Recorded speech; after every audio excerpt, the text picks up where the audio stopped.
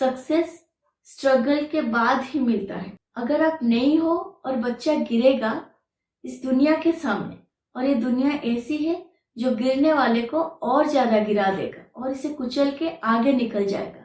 Success आप बना बनाया बच्चे को नहीं दे सकते। कर्मा थ्योरी और न्यूटन्स के थर्ड लॉ दोनों ही सेम ही है, क्योंकि आपके लिए आपका बच्चा आपका राजा बेटा या आपका प्रिंसेस है, पर बाहर की दुनिया के लिए वो एक नॉर्मल सा लड़का है, नॉर्मल सी लड़की है जो कि बिल्कुल सेम है बाकी के बच्चों की जैसे। Struggle is very important in life. आज ये टॉपिक को समझने के लिए जो कहानी हम ले रहे हैं वो है life of Krishna. Life of Krishna से ये कहानी मैं ले रही हूँ। इस कहानी को हमने बहुत बार अपने बड़ों से सुना है, कहीं पे पढ़ा है, या फिर अपने स्क्रिप्चर से भी ये कहानी पढ़ा है। लेकिन जो हमने पढ़ा है या सुना है उसे बस कहानी के तरह ही सुना है। पर आज यहाँ पे जब मैं कहानी को सुनाऊंगी ये बहुत ही प्रैक्टिकल वे में समझ आने वाला है, क्योंकि मेरे लिए ये कहानी नहीं, ये मेरी हिस्ट्री है। और हिस्ट्री में कोई फिक्शन नहीं होती, बस इसे समझने के लिए थोड़ी सी समझ की जरूरत होती है। History is not fiction, it's completely based on facts. Fiction is based on imagination, और यहाँ पे इमेजिनेशन की कोई जगह नहीं है।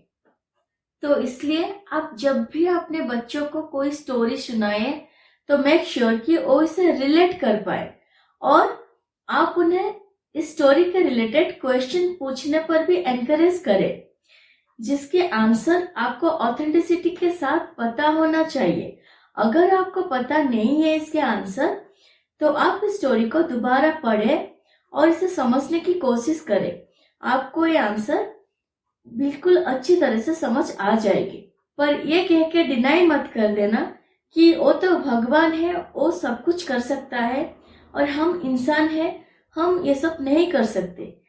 इसी सोच का नतीजा है कि आज इंसान भगवान को मंदिर में ऐसे बंद किया है कि वो खुद भूल गया है कि वो जहाँ खड़ा है, जिस जगह पे खड़ा है, भगवान वहीं पे उसी के पास उसी के साथ खड़े हैं।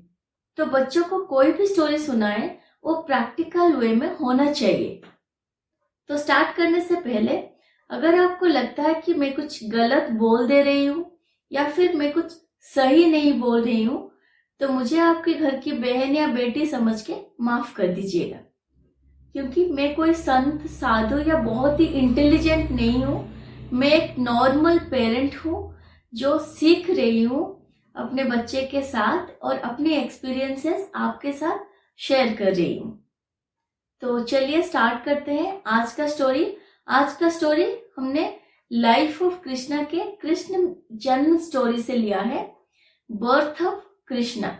उसका ये स्टोरी हमने बहुत बार सुना है, अपने बड़ों से सुना है, बहुत बार पढ़ा भी है। तो आज इसे कुछ डिफरेंट वे में मैं सुनाऊंगी इसे, और इसके रिलेटेड कई क्वेश्चंस भी है जो हमें फिक्शन लगते हैं, उसको भी हम यहाँ पे समझने की कोशिश करेंगे। तो चलिए स्टोरी स्टार्ट करते हैं। कृष्णा की जन्म लीला, जिस दिन को हम जन्माष्टमी के नाम से बड़े ही धूमधाम से सेलिब्रेट करते हैं। मथुरा नगरी के राजा उग्रसेन के पुत्र कंस एक अत्यंत शक्तिशाली और अहंकारी राजा थे। एक दिन उनकी बहन देवकी के विवाह यादव वंश के राजा सूरसेन के पुत्र वासुदेव से हुई। शादी के बाद जब कंस अपनी बहन को अपने रथ में बिठाकर उसके ससुराल छोड़ने जा रहा था, तभी एक आकाशवाणी हुई, हे कंस, तेरी बहन के 8वां संतान तेरे विनाश करेगा। ये सुनते ही कंस डर और गुस्से से भर गया। उसने तुरंत अपनी तलवार निकालकर देवकी को मारने का कोशिश किया, पर वासुदेव ने समय सुझाव से कंस को समझाया, हे कंस, तुम क्यों अपनी निर्दोष बहन को मारकर अपना पाप बढ़ा रहे हो?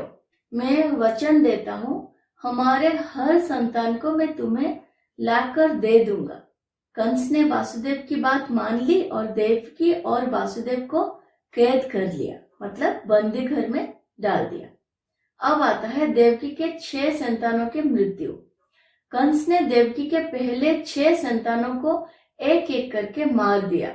देवकी के 7वें संतान बलराम को भगवान के शक्ति योग माया ने देवकी के गर्भ से लेकर वासुदेव की दूसरी पत्नी रोहिणी के गर्भ में स्थापना कर दिया। इसके बाद होता है कृष्ण जी के जन्म। जब देवकी का 8वां संतान होने का समय आया तब पूरी मथुरा नगरी में एक अलौकिक शांति थी। आधी रात का समय था और अचानक आसमान में काले बादल छा गए।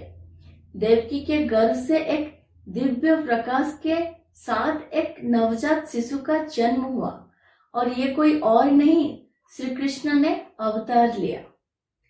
जेल के ताले अपने आप खुल गए। कृष्ण के जन्म के तुरंत बाद योगमाया के प्रभाव से मथुरा नगरी के सभी राक्षस सो गए। बारिश शुरू हो रहा था। वासुदेव ने कृष्ण को एक टोकरी में रखा और यमुना नदी के पास पहुंचे। उन दिनों यमुना नदी में बाढ़ आए हुए थे बारिश के वजह से।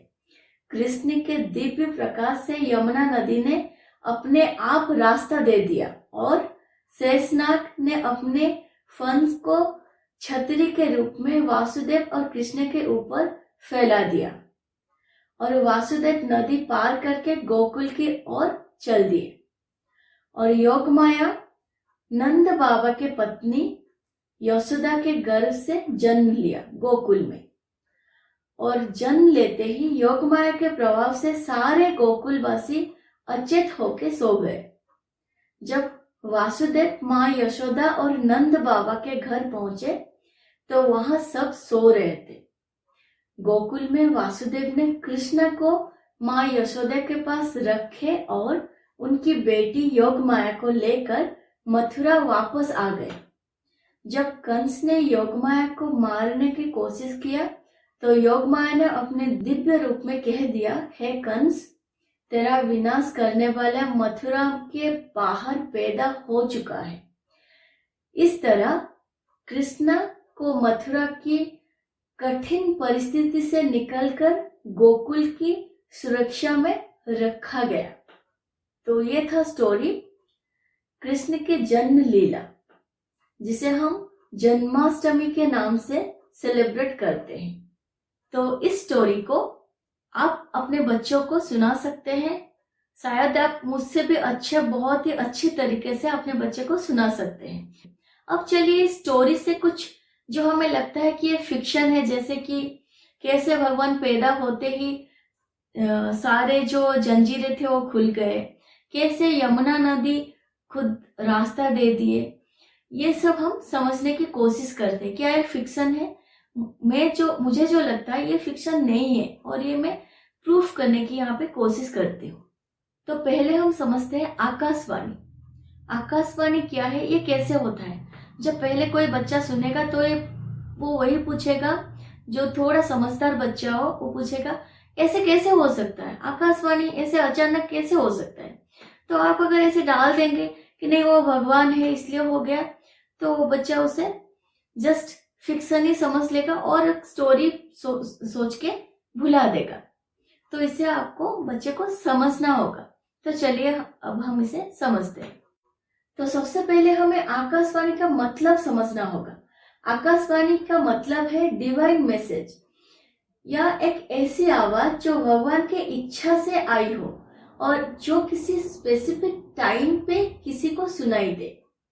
अगर हम इसे साइंस और एनर्जी के पर्सपेक्टिव से समझें, जिस तरह आज हम रेडियो वेव्स या मोबाइल सिग्नल्स को डायरेक्टली नहीं देखते लेकिन वो एग्जिस्ट करते हैं और सही डिवाइस के थ्रू संपर्क करते हैं, उसी तरह आकाशवाणी एक डिवाइन एनर्जी का रूप है जो बिना किसी डिवाइस के सुनी जा सकती थी। जैसे हम रेडियो सुनते हैं, उसमें आवाज तब तक नहीं आती जब तक हम उसकी फ्रीक्वेंसी को मैच नहीं करते। आकाशवाणी भी कुछ ऐसे ही काम करती थी। कंस उस मैसेज के लिए एक तरह के रिसीवर था, इसलिए उसने ही उसे सुना। और सोचो, जैसे आज हम गूगल, एलेक्सा या फिर सीरी से कुछ भी पूछते हैं, वो बिना किसी इंसान के आवाज दे देते हैं। वैसे ही उस समय भगवान का एक अलग ही सिस्टम था जो स्पेसिफिक लोगों तक मैसेज भेजता था। कंस उस टाइम उस आवाज के लिए ट्यून्ड था। हम ये मान सकते हैं भगवान और एनर्जी एक ही है। जो हम आज साइंस में एनर्जी या फोर्स या नेचुरल लॉ कहते हैं, वही उस टाइम पे सिर्फ भगवान के नाम से जाना जाता था। जैसे ग्रेविटी एक फोर्स है जो हमें इस अर्थ पर टिकाए रखती है, वैसे ही भगवान की शक्ति इस दुनिया को चलाती है। साइंटिस्ट भी उसी चीज को ढूंढते हैं जो ऑलरेडी इस दुनिया में एग्जिस्ट करती है। साइंस और साइंटिस्ट वही चीज प्रूव करते हैं जो ऑलरेडी इस दुनिया में है। आकाशवाणी भी एक टाइप का एडवांस्ड कम्युनिकेशन सिस्टम था जो उस समय के लोग समझ सकते थे। जैसे आज हम सैटेलाइट सिग्नल्स के थ्रू दूर तक बातें करते हैं, वैसे ही उस समय भगवान की शक्ति के जरिए मैसेजेस कम्युनिकेट होते थे। साइंस और स्पिरिचुअलिटी दोनों का काम एक ही है, हमें सच्चाई तक ले जाना। डिफरेंस सिर्फ इतना है कि साइंस चीजों को समझने के लिए एक्सपेरिमेंट्स करता है और स्पिरिचुअलिटी उन चीजों को डायरेक्टली महसूस करने का रास्ता दिखाता है। तो यहाँ से एक फाइनल जो मैसेज आता है जो मैं अब तक पहुंचाना चाहती हूँ, भगवान या कृष्णा कोई कहानी नहीं है, वो एक ऐसी एनर्जी है जो हमें लाइफ का सही रास्ता दिखाते हैं। अगर हम साइंस को भगवान के नजरिए से देखें तो समझ आता है कि भगवान ही सबसे बड़े साइंटिस्ट है जिन्होंने पूरी दुनिया का डिजाइन बनाया है। अगर हम भगवान के डिजाइन को समझने की कोशिश करें, पर सच तो ये है हम कितने भी कोशिश कर ले हम इसे पूरी तरह से समझ नहीं पाएंगे। सोचो, एक पेड़ का सीड इतना छोटा होता है, पर उसमें एक बड़ा पेड़ के सारे ब्लूप्रिंट्स होते हैं। ये काम सिर्फ भगवान का है। साइंस इस ब्लूप्रिंट को समझने और डिकोड करने की कोशिश करता है, पर स्पिरिचुअलिटी वो पेड़ उगाने और उसका आनंद लेने पर फोकस करती है। क्या आपने कभी सोचा है, कर्मा थ्योरी और न्यूटन्स के थर्ड लॉ दोनों ही सेम ही है। कृष्णा ने कहा जो तुम करोगे वही तुम्हें वापस मिलेगा, और न्यूटन्स के थर्ड लॉ ने क्या कहा, every action has an equal and opposite reaction. दोनों बातें सेम है, पर स्पिरिचुअलिटी पहले से इस लॉ को अपने जीवन में जीती है। जो चीजें साइंस अब समझ रहे हैं वो स्पिरिचुअलिटी ने पहले ही समझ ली थी, क्योंकि स्पिरिचुअलिटी का बेस्ट एक्सपीरियंस और विश्वास है। हाँ, साइंस वही चीज डिकोड करता है जो भगवान ने बनाई है। साइंस भगवान के डिजाइन का रोड मैप है। साइंस का काम है चीजों को लॉजिकली और प्रैक्टिकली प्रूफ करना, और स्पिरिचुअलिटी का काम है उसे एक्सपीरियंस को सीधा जीवन में अनुभव कराना। साइंस के लिए भगवान एक थ्योरी हो सकते हैं, पर स्पिरिचुअलिटी के लिए भगवान एक रियलिटी है, कोई फिक्शन नहीं है इसमें। तो ये तो हमने समझ लिया। अब जो नेक्स्ट क्वेश्चन आता है वो है, जेल के ताले अपने आप कैसे खुल गए। भगवान कृष्ण के जन्म एक डिवाइन इवेंट था। जब नेचर किसी डिवाइन इवेंट को अनुभव करती है तो उसका असर प्रकृति पर भी होता है। जेल के ताले का खुलने का इलेक्ट्रोमैग्नेटिक फोर्स या वाइब्रेशन के कारण हो सकता है, जो कृष्ण के दिव्य शक्ति के प्रभाव से हुआ। जैसे अर्थक्वेक या साउंड वेव्स किसी मेटल को तोड़ या हिला सकते हैं, वैसे ही कृष्ण की एनर्जी ने उस ताले को खोला हो।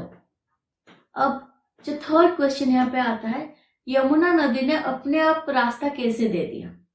तो इसके आंसर भी हम यहाँ पे मैं बोलूंगी, जितना मुझे समझ में आया है मैं बोल रही हूँ, क्योंकि मुझे लगता है 100% यहाँ पे कोई फिक्शन हो ही नहीं सकता। तो इसे भी समझने की कोशिश करते हैं। तो यमुना नदी के अपने आप रास्ता देना, कैसे यमुना नदी ने अपने आप रास्ता दे दिया। आज हम जानते हैं कि ग्रेविटेशनल फोर्स और टाइड के फोर्स पानी के फ्लो को कंट्रोल करते हैं।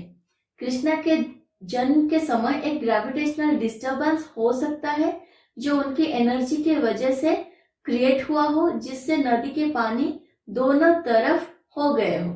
जैसे कि मून की ग्रेविटेशनल फोर्स टाइड्स को उठाती है, वैसे ही कृष्णा की डिवाइन एनर्जी ने पानी को साइड कर दिया होगा। यमुना नदी को सनातन धर्म में एक देवी माना गया है। कृष्णा ने जन्म के समय यमुना ने अपने प्रभु के समान में उन्हें रास्ता दिया। इसका अर्थ यह है कि प्रकृति भगवान के साथ मिलकर काम करती है। यह हमें समझ जाना चाहिए। आज जो साइंस समझने की कोशिश कर रहा है, उसी चीज को ऋषि मुनियों ने पहले के टाइम में ऑलरेडी समझ चुके थे स्पिरिचुअलिटी के थ्रू, और हमारे लिए स्क्रिप्चर्स दे के गए हैं। कृष्णा और प्रकृति के बीच की एनर्जी बैलेंस एक क्वांटम फिजिक्स का कॉन्सेप्ट लगता है, जिसे हम स्लोली डिकोड कर रहे हैं। जेल के ताले खुलना, यमुना जी के रास्ता देना प्रकृति और भगवान के डिजाइन का पार्ट था, जो आज के साइंस के पैरामीटर से समझना मुश्किल है, पर उसका बेस साइंस से जुड़ा है। अगर समझने की कोशिश किया जाए तो समझा जा सकता है। तो बच्चों को हमेशा कोई भी स्टोरी सुनाए, ऐसे सुनाए कि वो रिलेट कर पाए, तभी वो स्टोरी को अपने लाइफ में वो अप्लाई कर पाएंगे, रिलेट कर पाएंगे, तभी वो कुछ उस स्टोरी से सीख पाएंगे। नहीं तो अगर हम ऐसे फेरी टेल की स्टोरी या फिर सिंड्रेला की स्टोरी कितने भी सुनाए, वो उसे बस स्टोरी मान के चलेंगे, जिसमें सिर्फ फिक्शन ही फिक्शन हो। पर इस स्टोरी में कोई फिक्शन है ही नहीं। अब बच्चे इस स्टोरी से क्या सीख सकते हैं? इस स्टोरी खाली बच्चों के लिए नहीं, इस स्टोरी से पेरेंट्स के लिए भी बहुत कुछ सीखने को है। कई पेरेंट्स को लगता है कि उनके बच्चों को सब कुछ रेडीमेड मिल जाए, पर सच तो ये है कि बच्चे को अगर सब कुछ आप बैठे बैठे उसके हाथ में दे दे तो वो सिर्फ एक टाइम तक ही सरवाइव कर सकता है। लॉन्ग टर्म सक्सेस के लिए बच्चों को स्ट्रगल करना आना चाहिए, और स्ट्रगल करने की आदत आपको बच्चे में शुरू से ही डालना चाहिए। पेरेंट्स को बच्चों को ये शुरुआती दिनों से सिखाना चाहिए कि अगर इस दुनिया में सरवाइव करना हो तो हमें स्ट्रगल करना होगा। बिना स्ट्रगल हमें कुछ नहीं मिल सकता। हर दिन कुछ नया सीखने को एनकरेज करना चाहिए बच्चों को। दुनिया के साथ चलने के लिए नए स्किल्स जरूरी है। स्ट्रगल हमें स्ट्रॉन्ग बनाता है, इसे कभी मत डरो। स्ट्रगल तुम्हारा दोस्त है, ये बच्चे को सिखाओ। हर फेलियर एक नई शुरुआत होती है, उससे सीखो और आगे बढ़ो। बैठ के रोना नहीं है कि हम हार गए नहीं। फेलियर से सीख लो और आगे बढ़ जाओ। बच्चों को एक इजी और कंफर्टेबल लाइफ देने के बजाय उन्हें प्रॉब्लम सॉल्विंग स्किल सिखाइए। बच्चों को नए चैलेंजेस एक्सेप्ट करने के लिए इंस्पायर करिए। उनका फोकस सिर्फ मार्क्स और डिग्रीज पे मत रखिए। रियल वर्ल्ड स्किल्स काफी जरूरी है। बच्चों को रैट रेस से बाहर निकलना एक जरूरी कदम है, जो उन्हें सिर्फ मार्क्स और कंपटीशन के पीछे भागने के बजाय उन्हें नेचुरल टैलेंट और ट्रू हैप्पीनेस पर फोकस करने के इंस्पायर करे। बच्चों को आपके सामने ही गिरने दे, क्योंकि आप अभी उसके पीछे हो। सोचिए, जब एक बच्चा चलना सीखता है, वो गिरेगा ही नहीं। क्या वो उठ सकता है और क्या वो चल सकता है? जब वो बार बार बच्चा गिरता है, तभी वो बच्चा अच्छे से चलना सीख पाता है। तो बच्चे को अपने सामने गिरने दो। अगर बच्चा गिरेगा ही नहीं, आप बच्चे को गिरने ही नहीं देंगे, तो बच्चा उठना कैसे सीख पाएगा? तो बच्चा तभी बढ़ पाएगा जब आप उसे उठना सिखाएंगे, और ये तभी हो सकता है जब आप हो। सोचो, आपके जाने के बाद अगर बच्चे पे कोई मुसीबत आता है और वो मुसीबत पहले नहीं झेला हो, उसे पता नहीं है स्ट्रगल कैसे किया जाए, वो हमेशा ही एक कंफर्टेबल लाइफ में जी रहा हो, तो क्या तब वो इस प्रॉब्लम्स को झेल सकता है? नहीं झेल सकता। जो गलती वो करता है आपके सामने करे, ताकि आप अभी हो उसे सुधारने के लिए। आप हमेशा बच्चे के साथ नहीं रहने वाले हो उसे सपोर्ट करने के लिए। तो उसे वो जो भी गलती कर रहा है, जो भी स्ट्रगल कर रहा है उसे आपके सामने ही करने दो, ताकि आप अभी हो उसे सपोर्ट करने के लिए। सोचिए, अगर आप नहीं हो और बच्चा गिरेगा इस दुनिया के सामने, और ये दुनिया ऐसी है जो गिरने वाले को और ज्यादा गिरा देगा और इसे कुचल के आगे निकल जाएगा, तब आपके बच्चा पीछे रह जाएगा एक सपोर्ट के लिए, और वो बच्चा अपने आप को और आपको कोसता रहेगा कि मेरे माँ बाप ने तो मुझे ये सिखाया ही नहीं, स्ट्रगल मैंने किया ही नहीं, स्ट्रगल क्या है मैंने सीखा ही नहीं। तो ये आप होते ही रहते ही बच्चे को सिखा दीजिए, बच्चे को जीना सिखाइए, और जीना बच्चा स्ट्रगल के थ्रू ही सीख सकता है। सक्सेस स्ट्रगल के बाद ही मिलता है। सक्सेस आप बना बनाया बच्चे को नहीं दे सकते। बच्चा जब स्ट्रगल करता है तभी बच्चे को सक्सेस मिलता है। बच्चे को हमेशा एक कंफर्ट जोन में मत रखिए, क्योंकि आपके लिए आपका बच्चा आपका राजा बेटा या आपका प्रिंसेस है, पर बाहर की दुनिया के लिए वो एक नॉर्मल सा लड़का है, नॉर्मल सी लड़की है, जो कि बिल्कुल सेम है बाकी के बच्चों की जैसे। इसलिए बच्चों को बैठे बैठाए सब कुछ मत दे दीजिए। उन्हें सारे चीजों के लिए, कुछ भी पाने के लिए उन्हें थोड़ा सा स्ट्रगल करना आना चाहिए, तभी बच्चे आगे बढ़ पाएंगे, नहीं तो बच्चे बहुत पीछे रह जाएंगे। लाइफ में जो स्ट्रगल होते हैं वो हमारे ग्रोथ के लिए बहुत ज्यादा जरूरी है। अगर हम बच्चे को स्ट्रगल ही नहीं करने देंगे तो बच्चा अपने पोटेंशियल को कभी भी नहीं समझ पाएगा। अगर हम एक बच्चे के लिए हमेशा उसके प्रॉब्लम्स सॉल्व करते रहेंगे तो वो खुद कभी सॉल्यूशंस ढूंढ नहीं पाएगा। तो सोचिए, अभी तो आप है बच्चे के साथ, आपके बच्चे का प्रॉब्लम सॉल्व करने के लिए। अगर जब आप नहीं होंगे तब बच्चा कैसे अपने प्रॉब्लम्स को सॉल्व करेगा? तब ये दुनिया उसे कुचल के आगे निकल जाएगा, तब क्या होगा? तो हमेशा अपने बच्चों को इंस्पायर करिए कि स्ट्रगल करे। हाँ, आप स्ट्रगल के टाइम बच्चे को सपोर्ट करिए। आप ये बोलिए, तुम मेहनत करो, मैं तुम्हारे साथ हूँ, मैं हर कदम पे तुम्हारे सपोर्ट करने के लिए रेडी हूँ, लेकिन स्ट्रगल तुम्हें करना होगा। तुम्हारे लाइफ तुम्हें रेडी करना होगा, तुम्हारे लाइफ के रास्ते तुम्हें खुद चुनना होगा। पर हाँ, जब भी तुम्हें कोई भी सपोर्ट की जरूरत होगा, हम तुम्हारे पूरी तरह से सपोर्ट करेंगे। अगर आप इस तरह से बच्चे के साथ रहेंगे तो बच्चा बहुत ही अच्छे से सक्सेसफुल हो पाएगा और अपना खुद के रास्ता खुद ढूंढ पाएगा और किसी पे डिपेंड नहीं रहेगा। तो मुझे लगता है आपको आज के वीडियो पसंद आया। तो अगर ये वीडियो आपको पसंद आया हो तो वीडियो को लाइक करिए, चैनल को सब्सक्राइब करिए और बेल आइकन भी प्रेस करिए, ताकि जब भी न्यू वीडियो में अपलोड करूं तो जो नोटिफिकेशन आपके पास तुरंत ही आ जाए।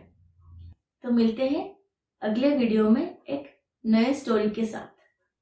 Thank you for watching.